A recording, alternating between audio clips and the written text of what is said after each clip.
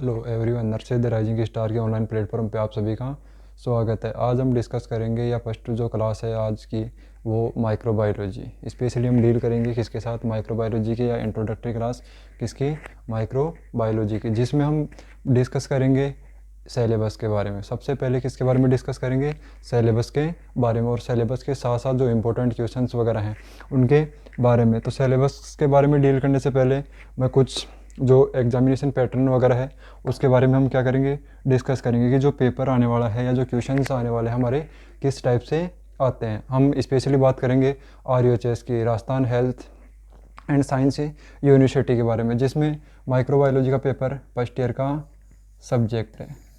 किसमें, first year BSc nursing first year, और BSc nursing first year में specially जो माइक्रोबायोलॉजी है 100 मार्क्स का क्या होता है, पेपर कंडक्ट होता है। किसकी तरफ से, RUHS की तरफ से, जिसमें 80% या 80 नंबर बोल सकते हैं हम, क्या कंडक्ट करवाती है RUHS खुद, एग्ज़ाम कंडक्ट करवाती है, ईयरली एग्ज़ाम कंडक्ट करवाती है। इसके साथ साथ प्लस 20 मार्क्स जो कॉलेज के द्वारा भेजे जाते हैं, जिसको हम इंटरनल मार्क्स बोलते हैं, एक पर्टिकुलर स्टूडेंट्स की परफॉर्मेंस के बेस पे जो उसने के कॉलेज में किए, जिसमें इंटरनल एग्ज़ाम वगैरह है, सेशनल जो भी एग्ज़ाम वगैरह हैं उसके बेस पे। तो टोटल ओवरऑल 100 नंबर का पेपर होता है, जिसमें से अगर हम बात करें पासिंग मार्क्स के लिए तो 80 + 20 दोनों को मिक्सअप करके 100 नंबर का पेपर हो गया। उसमें से 50% पासिंग मार्क्स कितने चाहिए, 50% मीन्स 50 नंबर। पास होने के लिए कितने चाहिए स्टूडेंट को, 50% नंबर लेकर आना नेसेसरी। इसके साथ साथ हम बात कर लेते हैं कि जो माइक्रोबायोलॉजी सब्जेक्ट है हमारे नर्सिंग में क्यों ऐड किया गया है। क्यों, सबसे पहले ज़रूरी चीज़ ये भी है जानना कि माइक्रोबायोलॉजी क्यों पढ़ते हैं हम, क्या रीज़न है ऐसा कि हमें नर्सिंग में माइक्रोबायोलॉजी पढ़नी पड़ती है। तो बेसिक सा सिंपल सा रीज़न यही है कि विदाउट माइक्रो ऑर्गेनिजम्स काफ़ी डिजीज ऐसी होती हैं, या मैक्सिमम डिजीज ऐसी होती है जो माइक्रो ऑर्गेनिजम्स के बिना नहीं हो सकती है। कोई ना कोई माइक्रो ऑर्गेनिज्म डायरेक्ट इनडायरेक्टली क्या करता है, हमारी हेल्थ को अफेक्ट करता है। तो अगर हम माइक्रो ऑर्गेनिजम्स के बारे में नहीं जानते तो उसमें हेल्थ के बारे में नहीं जान पाएंगे। इसलिए हम माइक्रोइजम्स वगैरह की स्टडी की जाती करते हैं, और इसके साथ साथ माइक्रोइजम्स को कैसे कंट्रोल वगैरह कर सकते हैं। इसमें हम आज की क्लास में डिस्कस करेंगे सेलेबस के बारे में, और सेलेबस के साथ साथ में जो इम्पोर्टेंट टॉपिक हैं या एग्ज़ाम में जो इम्पोर्टेंट क्वेश्चंस वगैरह पूछे जाते हैं उनके बारे में।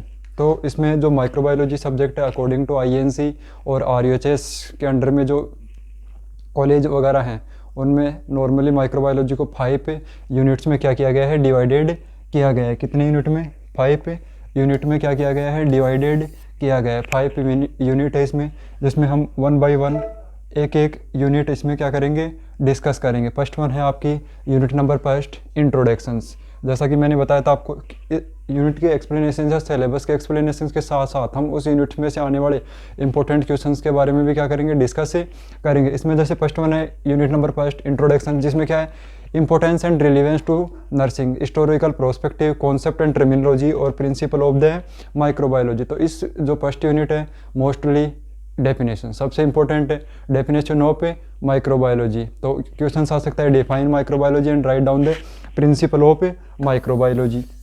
एक क्वेश्चन आपका ये बन सकता है। अगर इसके अलावा बात करें तो डिफाइन माइक्रोबायोलॉजी और write down the importance and relevance to nursing की माइक्रोबायोलॉजी की डेफिनेशन, साथ में क्या है, importance and relevance to nursing की क्या इंपॉर्टेंस है नर्सिंग का, उसके बारे में पूछा जा सकता है। ये इंपॉर्टेंटली क्वेश्चन है।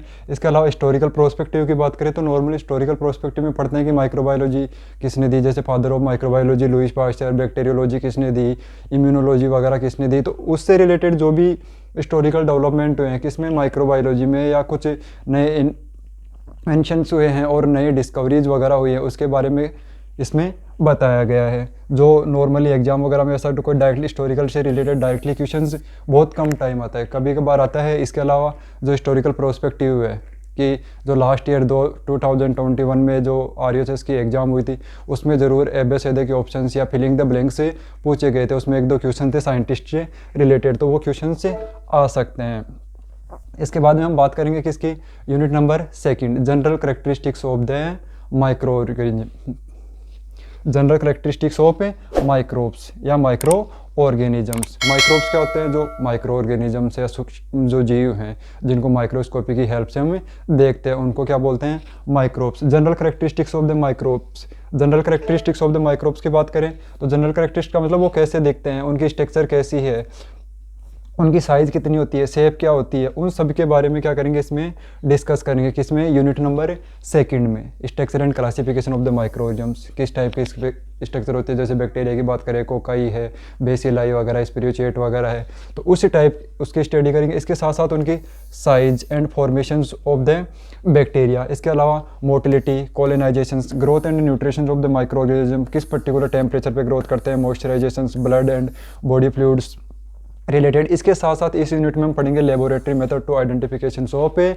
माइक्रो ऑर्गेनिजम्स की पर्टिकुलर माइक्रोजम्स को आइडेंटिफाई करने के लिए कौन से लेबोरेटरी मेथड्स हम यूज में ले सकते हैं या इफेक्टिव लेबोरेटरी मेथड्स के बारे में। इसके बाद में नेक्स्ट वन है स्टेनिंग टेक्निक्स। इंपॉर्टेंट क्वेश्चन है, शॉर्ट नोट्स में काफ़ी बार आता है स्टेनिंग टेक्निक्स। स्टेनिंग टेक्निक्स और स्पेशली इसमें अलग अलग पढ़ते हैं, जैसे ग्राम स्टेनिंग पूछ सकता है या एसिड फास्ट स्टेनिंग के बारे में पूछ सकता है।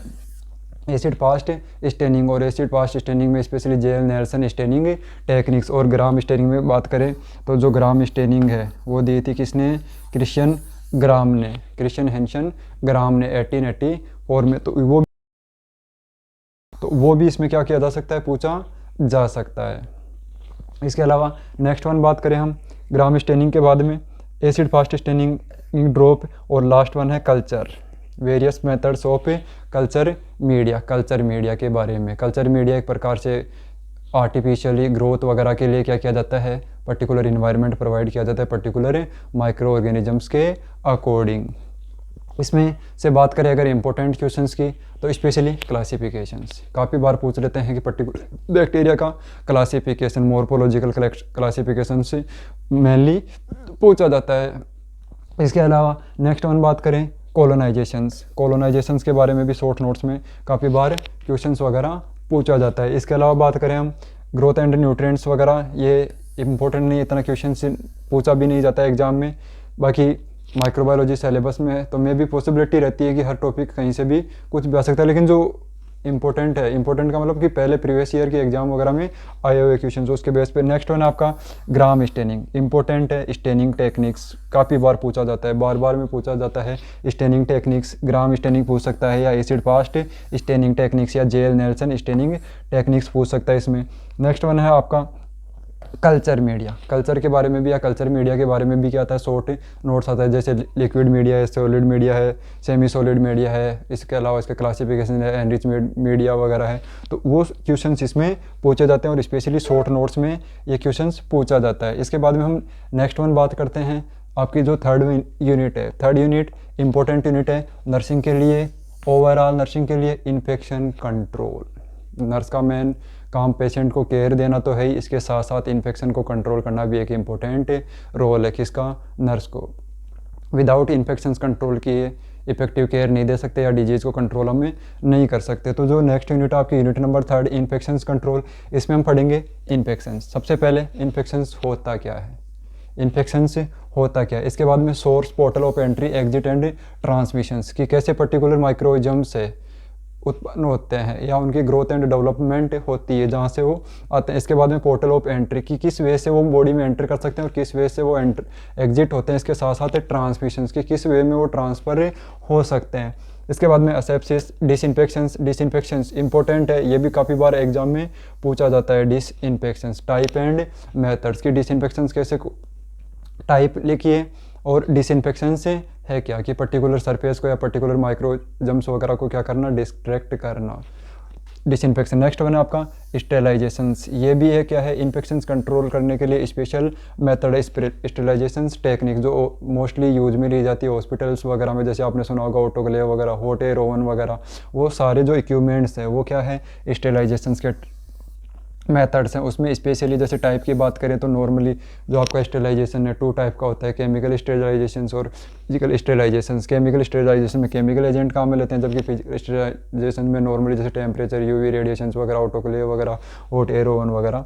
इसके बाद में chemotherapy and antibiotic. Chemotherapy and antibiotic की पर्टिकुलर केमिकल एजेंट्स वगैरह के थ्रू हम डिजीज़ वगैरह को या माइक्रोऑर्गेनिज्म्स वगैरह को कैसे कंट्रोल कर सकते हैं। इसके बाद में standardize safety measures. Standard safety measures की बात करें तो ग्लव, गाउन, मास्क वगैरह जो हैं हम यूज लेते हैं उनके बारे में और उनका पर्टिकुलर तरीके से कैसे यूज ले सकते हैं। नेक्स्ट वन है आपका biomedical waste management. Biomedical waste management या बोलें कि हॉस्पिटल एक्वायर्ड वेस्ट प्रोडक्ट या हेल्थ फैसिलिटी के द्वारा जो भी एक्सक्रीटा, जो भी प्रोडक्ट वगैरह जो डिस्कार्ड होते हैं एज ए वेस्ट, उनको बोलते हैं बायोमेडिकल वेस्ट। की मेडिकल जो सिस्टम्स है वहाँ का एक प्रकार से कचरा, बायोमेडिकल वेस्ट मैनेजमेंट। उसको किस वे में हम डिस्कार्ड करना है, किस टाइप के बैग, कलर कोड के बैग में हमें उसको डालना है। तो ये भी एक इम्पोर्टेंट क्वेश्चन से काफ़ी बार एग्जाम वगैरह में भी पूछा जाता है। इसके अलावा स्टेरिलाइजेशन टेक्निक्स और डिसइंफेक्शंस, इसमें ये तीनों टॉपिक इंपॉर्टेंट है। इसके बाद में जो इन्फेक्शंस है आपका, इन्फेक्शंस में chain of infections, chain of infections के बारे में काफ़ी बार पूछा जाता है एग्जाम में। इसके अलावा नेक्स्ट वन है रोल ऑफ नर्स की, क्या रोल होंगे इन्फेक्शंस को कंट्रोल करने में एक नर्स के। इसके साथ में नेक्स्ट वन है आपका हॉस्पिटल एक्वायर्ड इन्फेक्शंस, HAI के नाम से भी ये क्वेश्चंस काफ़ी बार शॉर्ट नोट्स में पूछा गया है। हॉस्पिटल एक्वायर्ड इन्फेक्शंस की इन्फेक्शंस है, जैसे मान लो पर्टिकुलर पर्सन हूँ, मैं हूँ हॉस्पिटल में जाता हूँ, किसी डिजीज़ वगैरह से पहले से सफ़र कर रहा हूँ, ट्रीटमेंट के लिए जाता हूँ एक नॉर्मल कंडीशंस में, लेकिन वो डिजीज़ तो है, उसके साथ साथ हॉस्पिटल की वजह से कोई अदर कोई प्रॉब्लम्स हो गई या वहाँ के इन्वायरमेंट की वजह से अगर मेरे को कोई डिजीज़ होती है तो उसको बोलेंगे हॉस्पिटल एक्वायर्ड इन्फेक्शंस। वो एक पेशेंट में होने के ज़्यादा चांस रहते हैं। बाकी अगर उसके साथ कोई रिलेटिव वगैरह जाते हैं, लॉन्ग टाइम तक हॉस्पिटल वगैरह में रहते हैं, तो मे भी पॉसिबिलिटी है कि हॉस्पिटल एक्वायर्ड इन्फेक्शन से हो सकता है। इसके बाद में हॉस्पिटल इन्फेक्शन कंट्रोल प्रोग्राम, की हॉस्पिटल के द्वारा इन्फेक्शंस कंट्रोल के लिए क्या क्या प्रोग्राम वगैरह, क्या क्या उसकी पॉलिसीज़ वगैरह हैं उनके बारे में। Protocol collection and sample preparations for report and status of rate of infections in the unit, hospital nurse accountability, continuing educations वगैरह, ये जो सारी चीज़ें हैं उनके बारे में हम पढ़ेंगे कि किस टाइप से सैंपल वगैरह कलेक्ट करना है, कैसे उसको प्रिपेयर वगैरह करना है, कैसे वगैरह उसको भेजना है। लेकिन इस यूनिट की बात करें तो important question chain of infections first one, second one disinfections, third one sterilisations, और इसके बाद में next one biomedical waste management और हॉस्पिटल एक्वायर्ड इन्फेक्शंस। ये माइक्रोबायोलॉजी में तो इंपॉर्टेंट है ही ये 3-4 क्वेश्चंस। इसके साथ साथ जैसे बायोमेडिकल वेस्ट मैनेजमेंट की बात करें कॉम्पिटिटिव एग्जाम में भी आता है।